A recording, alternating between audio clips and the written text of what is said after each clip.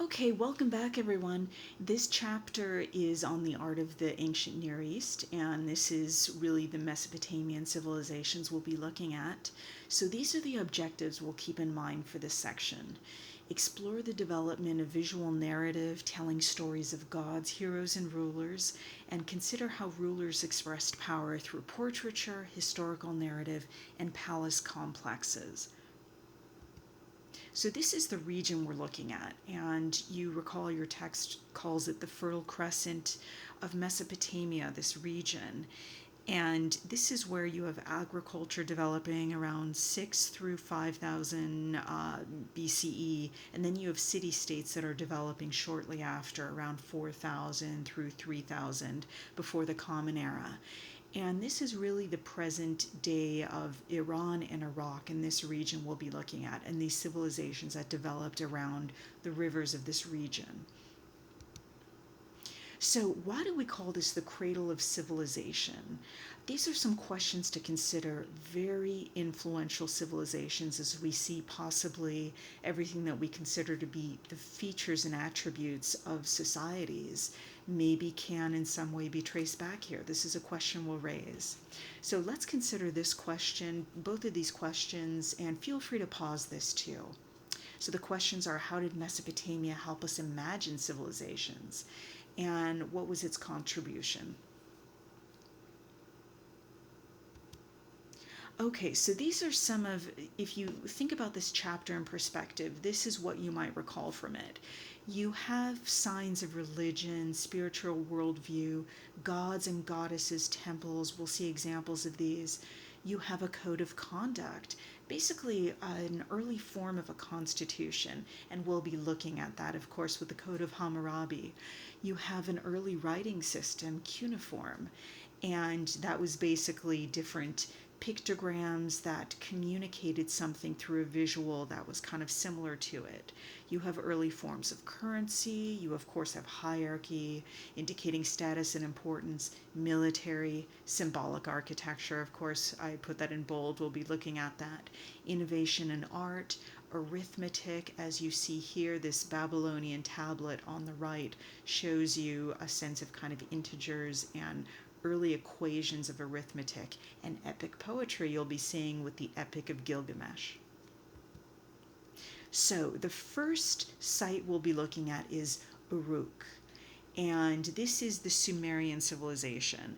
There are a lot of cultures in this chapter and societies. We will be considering examples through Sumerian society, Akkadians, Babylonians, Assyrians, and Achaemenid Empire. So this is our first example. So let's imagine early architecture in Sumer. What do you imagine it was like? What was its function? And what was found within the architecture? So feel free to take a moment and pause this. So here we have a term, and of course I put it in bold because it's one of your vocabulary terms, ziggurat. And as it says here, pyramidal structure with temples at the top. And that's the very simplified definition you have. So we're introducing Sumerian art and civilization through this structure. And this is the first image your text shows you of a ziggurat. This pyramidal structure with the temple at the top that culminates in a plateau. And these are some of the features that I put that your text highlights, that it kind of elevates protected shrines from flooding, and there's a symbolic function as a bridge between humans and the gods. Actually, our text kind of alludes to this, even though it doesn't clearly state this necessarily. But let's talk a little bit about this. So, this is in the region of present day Iraq. And this is where we see this foundation of monumental architecture that will influence later Egyptians and civilizations that come after. So this structure that we see here, this predates other pyramids as monumental architecture, and sadly you can see that the mud brick structures that you see here have been subject to erosion. So let's move away from Uruk to Ur. And here you have the Nana ziggurat. And this, of course, is preserved better. And this was dedicated, most likely, a king built this in honor of Nana, who was the god of the moon. So let's talk a little bit more about these Sumerian temples. So these were often dedicated or devoted to a sun god or the worship of deities. And they were accessible, as you can maybe see here, via stairways and ramps. And this is how people would ascend these structures with sacrificial animals, for example. So, this idea, as I brought up before with the previous slide, is some type of conceptual bridge or stairway ascending that is very aligned with spiritual beliefs about a sun god. So, this ascent, this kind of bridge and stairway, possibly towards this god, really conceptualizes this kind of human connection towards that. So, even though ziggurats had extreme spiritual significance to Mesopotamians, they also served, and this is something that your text emphasized, that they had multiple purposes as economic and administrative structures as well. So, you're establishing a lot of ideals of power through these sites. And of course, these do predate pyramids, so think of the influence and the innovation here. So let's leave Ur and go back to Uruk for the next visual example we see. We're not going to spend very much time on this, but here you see, as it says here, a statue of gods, and gods and donors were placed in temples, such as the head of this woman, who our text alludes to as possibly Inanna, a goddess associated with the planet Venus. But the figures we will focus on a little bit more are these votive figures. And as it says here from your study guide, once again, that's why it's in bold. These are votive figures, and this idea, this word votive, comes from devotion. So what you see here are images of worshipers in a shrine before a larger image of a god. So let's think about these two questions, and feel free to pause this, interact with this a little bit. Go back to your text if you want to find answers and insight on this. What functions did these serve? And how do these votive figures visually display devotion? So think about that for a moment. So let's think about the purpose of these, their function. These figures were stand-in figures for the pious individuals they were supposed to represent. So these are kind of effigies of figures in piety who wanted to portray themselves in constant prayer before what would have been some type of shrine or larger image of a god, likely. And of course, we mentioned before this, or you read about in your text as well too, votive is a reference to devotion. So you see these figures with these eyes enlarged, they're unflinching, they do not turn away from this image of devotion, and their hands are very clasped in prayer as well too, and their bodies are very kind of committed, their posture is committed to devotion as well too. So that is kind of, those are some of the ways that you see piety portrayed through these votive figures. So the next image that is on your list of images is the bull-headed lyre. And this is one I inserted a clip from Smart History that I think is great because in addition to the narrative and description about it, you can see it moved around kind of in the round, and you can see all of the different surfaces of it. That's in the University Museum at the University of Pennsylvania, and it's a Smart History clip. So what I invite you to do is to pause this and go to the next page on Canvas and look at that Smart History clip and consider some of the driving ideas about that, some of the main ideas that are emphasized there, and connect it with your text. And then feel free to come back to this and we'll discuss Naram Sin together. And something you'll also see too with the bull-headed lyre that's interesting is a representation of the Epic of Gilgamesh, which is often considered the earliest surviving piece of literature. So I hope that by seeing that video and hearing other speakers, you might have a diversity of perspective and appreciate how interesting and rich these civilizations are kind of further. So feel free to pause this and then resume this after.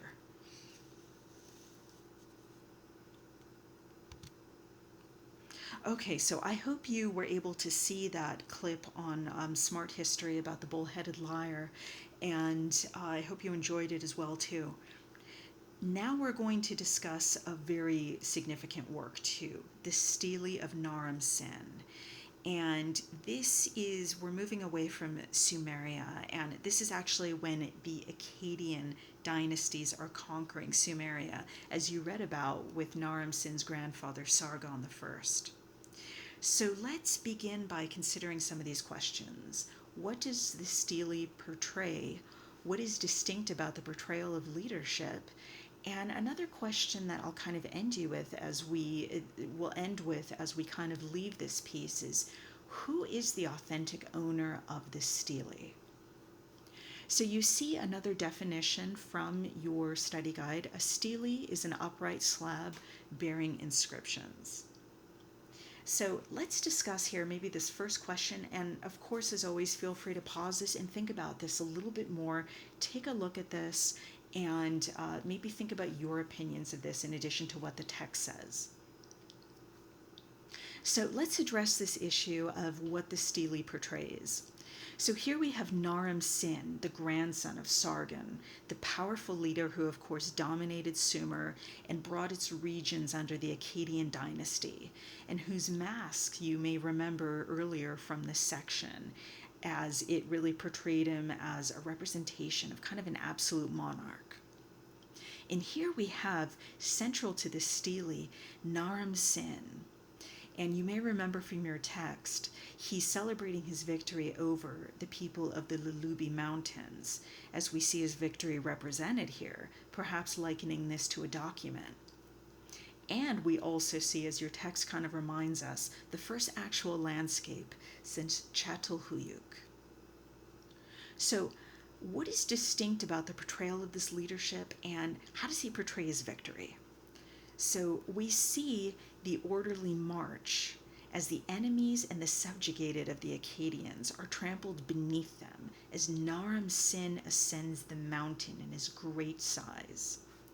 So this is visually unique from the standard of Ur and some of the examples you've seen before, because it does not follow this composition of the horizontal registers where you see these different sections layered on top of each other, each with their own narrative. Those horizontal registers were the convention of storytelling before this, but Naram Sin challenges this by portraying his personal victory and narrative by not kind of conforming to those horizontal registers. So even more significantly, Naram Sin, he almost arguably surpasses his grandfather, not just by portraying himself as this absolute leader, but as a god. So how does he do this? Let's discuss how he portrays his leadership. He does this through hierarchical or hieratic scale. So this is, of course, portraying yourself as being larger than life, literally, kind of to a point of it not being possible to portray importance. And there we go, hierarchic scale or hieratic scale, showing a large size that indicates higher importance. That is on your vocabulary list for your study guide. So he shows himself as not being logically larger, but being significantly more important than his enemy, and even his own people, as he dictates his importance through size and the centrality of his figure in this heroic narrative. So we see a man portrayed as a god, and this is not just through hieratic scale. Let's look at some of the other kind of iconography that we see here, these different symbols. So we see this horned helmet associated with the gods, as well as these auspicious stars above his head. And of course, it's been damaged. This stele has been damaged, and we'll discuss part of why that is, of course. But these different kind of holy references to something spiritual is referenced above his head. So, and it's sanctioning his rule in addition to this horned helmet. So we see a ruler being portrayed as a god, as having this divine right to rule. So here we see art that's making very strong visual arguments and can possibly be seen as an early example of propaganda. in addition to document, and in addition to something that challenges artistic standards and conventions before it. So let's discuss this final issue we're going to discuss about the Stele of Naram Sin, the issue of ownership. So this was inscribed by Naram Sin, and later it was taken and inscribed by another king who claimed it during his victory and took it to Susa, which is present-day Iran, where it was found. So this raises this complicated issue of ownership and authenticity. So I will leave you with this work as you consider this problematic and controversial issue that still troubles some art historians today as we consider who the authentic owner would be of this work. And we're going to move on to our next work now. So as we enter Babylon, of course, this is a time, just a couple of reminders from your text basically, a lot of political turmoil kind of settled down during Hammurabi's reign in Babylon. So this brought about the need for legislation that was clearly laid out, and this brings us to the Code of Hammurabi. So among his achievements, we have a written legal code, and let's take a look at this. So this is in cuneiform, and as we think about this, feel free to pause this and consider these questions. What types of laws do you think there were during this time when the Code of Hammurabi was established, also known as the Stele of Hammurabi, of course, too? And how does this stele portray Hammurabi and Shamash, the sun god and god of justice? So I invite you to consider this and pause this and maybe reflect back to your text and bring your own point of view to this as we think about these questions. Okay, so now we're back to the Code of Hammurabi. So a little bit of context about this. This is a 4,000-year-old system of codes established by this Babylonian ruler. So this stele is inscribed in cuneiform, of course, we referenced that earlier, and it consists of a prologue that describes the image we see above that, and we will return to that image. The next section of the stele lists over 300 actions and their consequences with very harsh repercussions at times, such as an eye for an eye, predating biblical references. And of course, the consequences of the crime stated would be based on the person committing it. So we kind of have to question the subjectivity of justice kind of driving some of these laws and their punishment. But these laws tell us about the ideals of the society, as many of them were based on property ownership, agriculture, family, and spiritual authority, as there were harsh crimes for disrespecting and defacing spiritual property, for example. So as we move away from these laws, from their actions, from their punishments, let's look at this image that really dominates above this. So here you see Hammurabi and the sun god and god of justice, Shamash. So how does this stele, let's return to that second question, how does this stele portray them? Maybe we'll kind of deconstruct this by questioning how you can distinguish them. So which one would be Hammurabi and which one is a sun god and god of justice, Shamash? So maybe you guessed, just by looking at hieratic scale, for example, that of course the god on the right is Shamash, that this figure on the right is the god Shamash. And maybe you can see that he's wearing a horned helmet, kind of referencing once again Naram Sin, and the flames above his shoulders are referencing divinity, almost like a halo. And we see, of course, on our left, we have Hammurabi. And Shamash is handing in the scepter, the ring, and the laws directly to him, to Hammurabi. So you can imagine how the humble viewer would see this and interpret this as this would not make you question the authority of Hammurabi. This would kind of reinforce this visually. These laws are coming directly from this god, knowing that they come from a divine source. So once again, we have another very strong visual argument. And maybe I, of course, always invite you to look kind of critically at the arguments driving these works.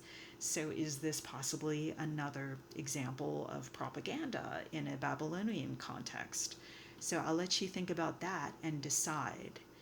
And now we're moving on to our next example. And this is one of the masterpieces of Assyrian reliefs. So here we're looking at the Assyrians, and you have a very powerful Assyrian king hunting lions. And Assyrian kings would demonstrate their power as well as the artistic mastery of the artists in their service by displaying these and decorating and adorning their palaces with them.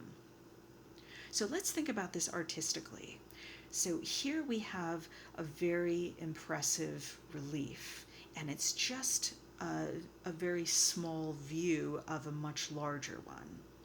We see how the artist has portrayed the animals and the figures and everything we see around us with a sense of naturalism and attention to emotion as well as detail among the king, the assistants to the king, and the wild animals we see being hunted, in addition to the horses kind of leading the king and his assistants through the hunt.